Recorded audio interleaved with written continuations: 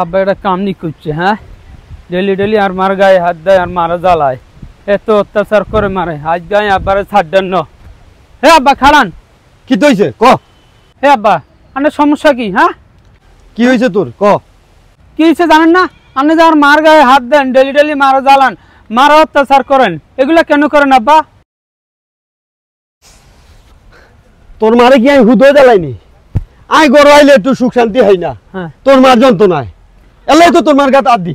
আরে আব্বা শান্তিতে হাইতেন না তো, আপনি তো খাচ্ছুত খারাপ, আপনি তো খাচ্ছুত বালা না। কি আর খাইছত খারাপ? এ আব্বা শুনান, আয়ান রে সাবধান করে দি, দ্বিতীয়বারে মার গায়ে হাত দিবেন না, কই দিছি।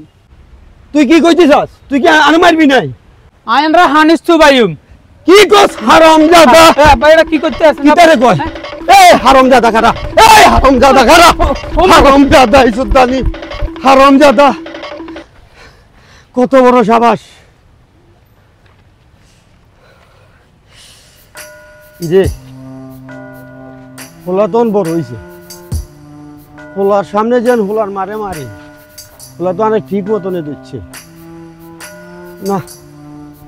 হোলার সামনে আর হোলার মারে মারণ যেত না, আরে তো সমাজও খারাপ করব না। এটা ঠিক করি না আমি। সমাজ দিয়ে কি জবাব দিই এরকম অন্যায় করলে?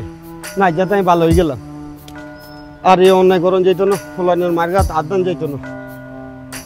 আল্লাহ।